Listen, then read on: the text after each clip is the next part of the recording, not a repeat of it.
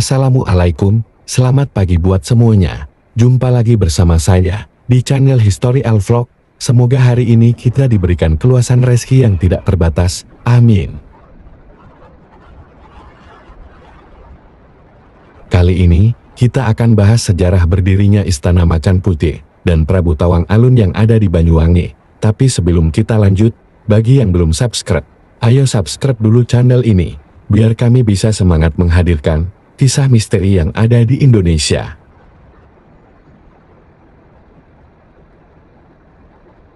Prabu Tawang Alun adalah seorang pemimpin kerajaan Blambangan yang kala itu pusat pemerintahan kerajaan berpindah ke Kedawung Darhogo Jampi.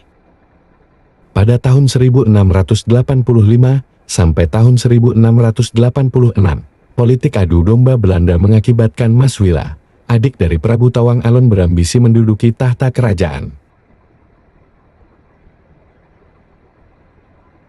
Untuk menghindari pecah perang saudara, maka pada tahun 1686, Prabu Tawang Alun yang bijaksana dan berbudi luhur memilih mengalah dan menyingkir ke daerah Rowobayu Songgon.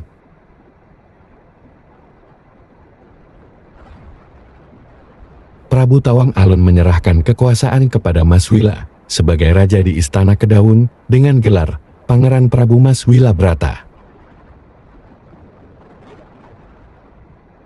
Sementara itu, di bawah kepemimpinan Pangeran Prabu Mas Wila Brata, rakyat Kedawung hidup dalam kecemasan karena Mas Wila sering berlaku tidak adil kepada rakyat. Banyak pendukung di Kedawung pindah ke Desa Bayu karena dirasa lebih damai dan tentram.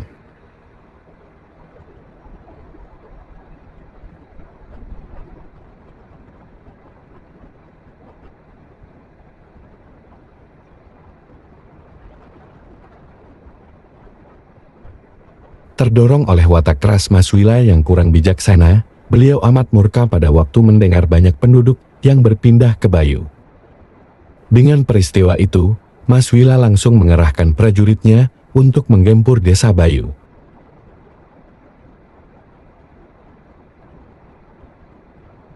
Perang saudara pun tidak bisa terhindarkan, pertempuran pun terjadi dengan sengit. Pada tahun 1687, Prabu Mas Wila, Mas Ayu Tunjung Sekar, serta Mas Wila Taruna gugur dalam pertempuran tersebut.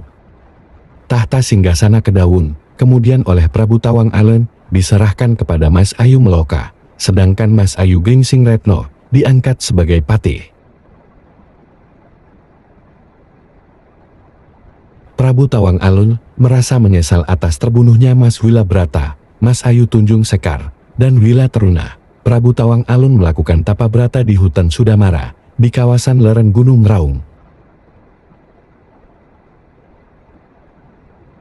Pada saat bertapa, Prabu Tawang Alun dibangunkan oleh suara gaib yang mengisyaratkan beliau harus berjalan ke arah utara.